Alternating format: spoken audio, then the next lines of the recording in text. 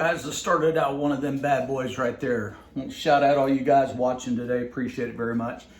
Today, guys, not going to bore you with a bunch of ranting and raving. Today, we're going to get straight to it.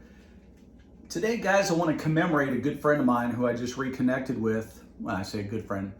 He was a friend years ago, and then we lost touch for about, 20 years, almost 20 years. And then he found me through Facebook and sent me a PM, and yeah, it was him. Chef Michel Duprou from the Capitol Hotel in downtown Little Rock, Arkansas, circa 1993, 94 chef, yeah, somewhere around there.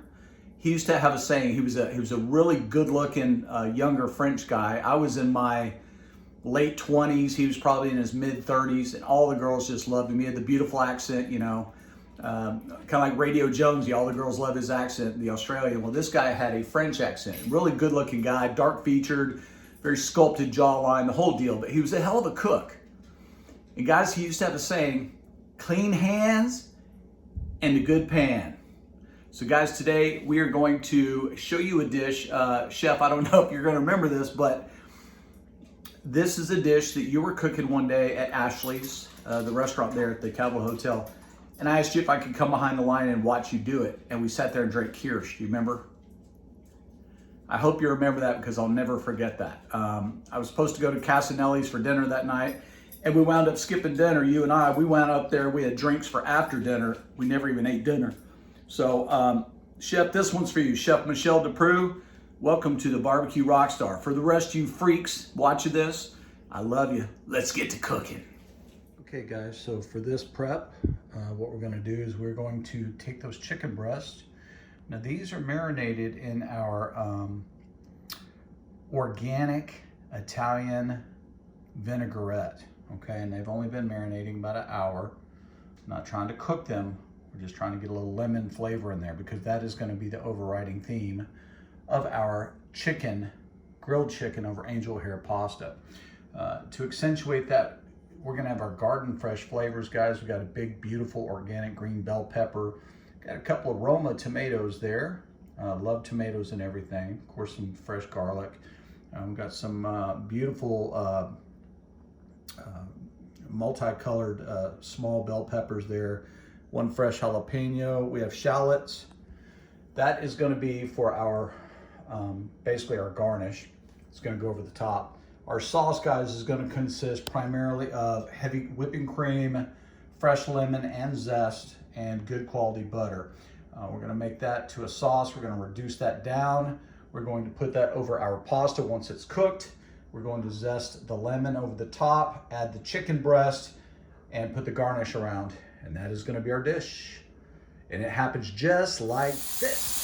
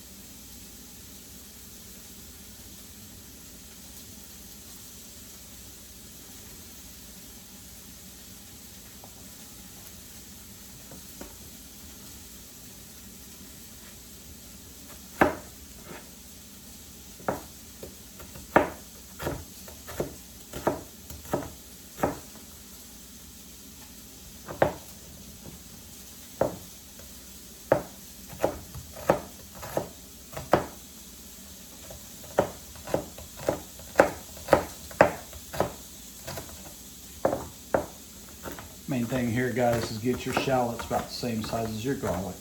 They'll cook about the same time. I don't use shallots a whole bunch because they're a little bit more expensive than regular onions, but they do impart a beautiful, sweeter flavor than even onions.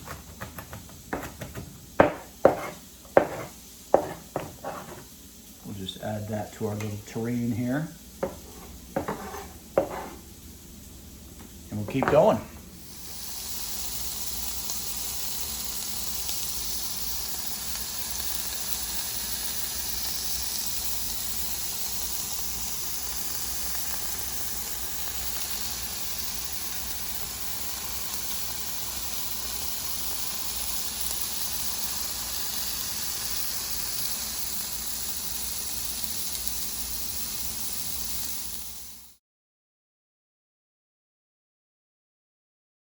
Yeah, guys, I really wish y'all could smell all this going on right here. These are the it's a little brunoise, guys. It's a French term when you take all your what they call the essence. The essence is what the French call it and the Italians call it. It's called brunoise, right? So you just take all of your aromatics, garlic, shallot. And I'm telling you guys, if you never cooked with shallots, try it sometime versus just regular onion. There's a whole different flavor going on. A lot more sugar, not quite as harsh as onion. You've got jalapenos in there, guys, green bell peppers, yellow bell peppers, orange bell peppers, and you'll see all of this in the finished product. We've got our heavy cream over here reducing down. It is boiling, as you can see. We're gonna boil that down, guys, to about half. Get it real nice and thick. We'll come back and we'll pour it. There's already one whole lemon in there. What we're gonna do is we're gonna zest this other lemon, put the zest to the side, squeeze that whole other lemon in there, put a half a pound of butter in there. We're gonna swirl that butter in over no heat. You don't wanna break this sauce, guys. You put all this effort into this nice sauce. You wanna make sure this sauce stays together. So you're gonna just take it off the heat, let it cool just ever so slightly. And then you're gonna swirl your butter in very slowly so it homogenizes in with the cream rather than separates from it. And that's how you get a beautiful lemon cream sauce. And this is how it plates up.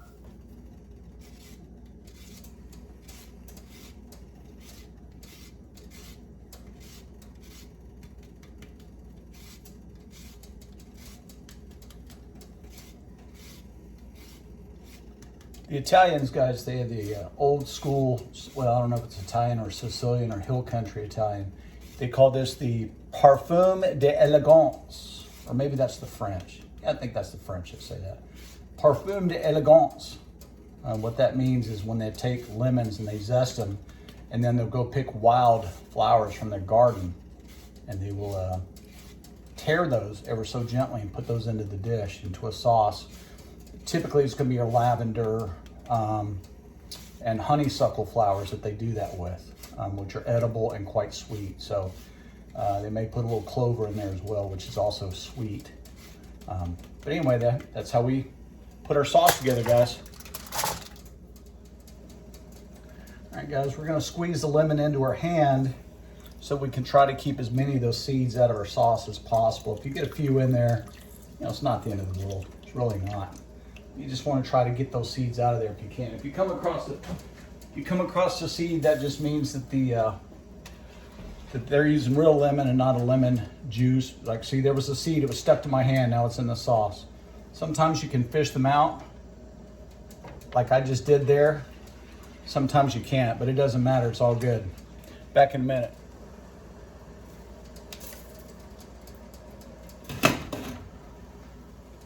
Guys, we're using Pacheco number 9 Angel Hair pasta. And since it's just me here eating, we're going to only use about 1/3 of this pound, okay, into our salted water. And now, guys, anybody that tells you to go ahead and oil your water has not cooked a lot of pasta. If you oil your water, yes, it will keep the pasta from sticking most likely. But what it's 100% going to do, guys, is it's going to, and I just let it wilt in there. Just let it wilt in there.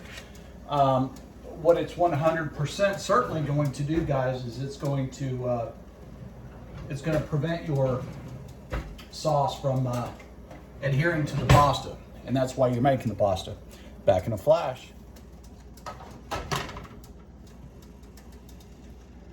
Okay guys, if you've got your water up to a good boil, which we do here, if you're using a dried pasta, semolina pasta, guys, it's only gonna take Angel here about 3 minutes to be done. This is done. We're gonna pour off the water and we're about ready to plate, guys. The moment you've been waiting for.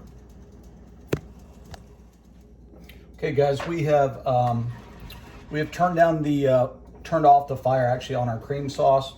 And we're just going to swirl in the butter, incorporate it as slowly as we can. And I do see one more seed in there. I'm gonna try to fish out if we can. I got like 3 seeds out of here so far, so. But again, it's not the end of the world. To get a seed, it's actually pretty good for you.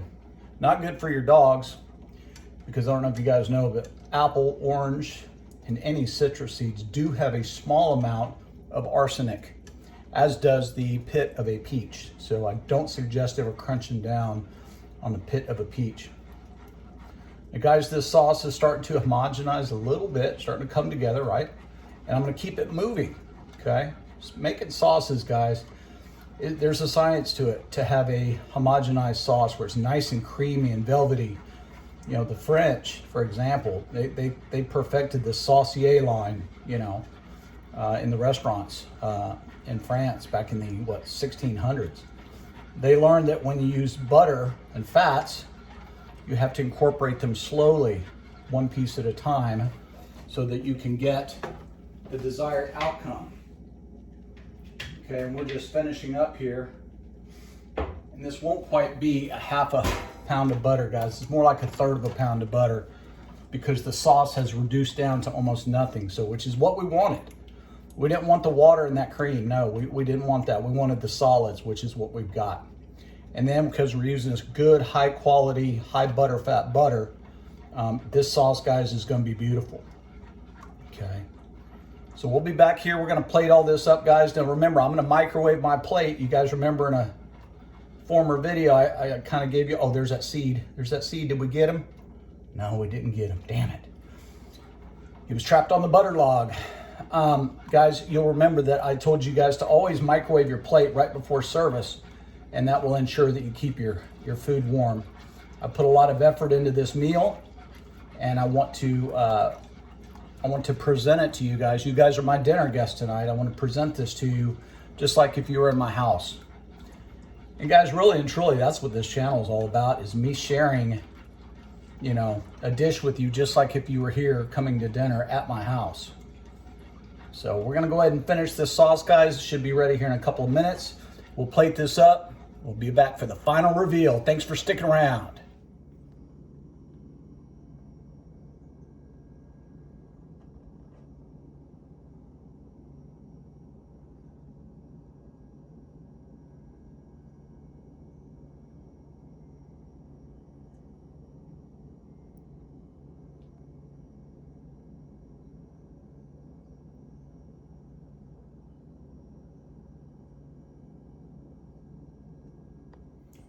Okay guys, thanks so much for sticking with us during this cook. I mean, it just came out fabulous, guys. Absolutely fabulous. There's some B-roll shots in there, you can check it out. Now guys, true story. First time I had this dish was at the Capitol Hotel, downtown Little Rock, Arkansas. It would have been 1993, 94, 95, somewhere through there. Get old like me, your memory starts to fade. Chef Michel Depreux, a French notary chef over there, a notorious chef, I should say, was the executive chef, who later went on to cook at the White House in Washington, D.C. for then President Bill Clinton, right? So when I saw him cooking this dish, I said, hey man, can I hang out with you and watch you? So he was nice enough to let me watch all of his processes, how he makes his sauces, how he does the chicken, and how he does it all plate by plate, so that his diners can get the freshest experience when they eat this. Guys, I'm gonna take a bite right here and I'm gonna let you know how we did. So we're gonna get some of the chicken, get some of the pasta, some of the sauce with the veg on there and the cream sauce. Here we go, guys. See if you can get a bite of that. Okay.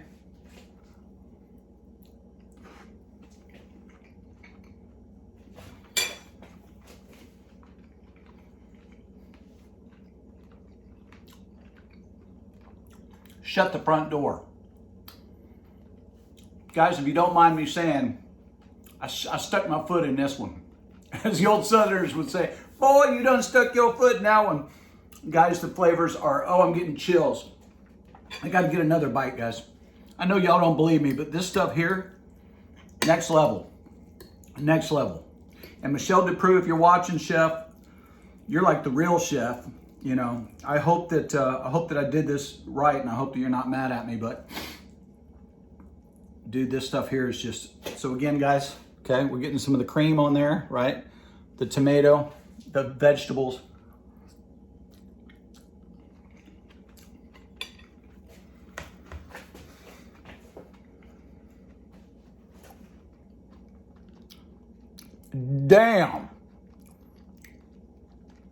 Damn, flavors are popping in my mouth, guys, like Pop Rocks.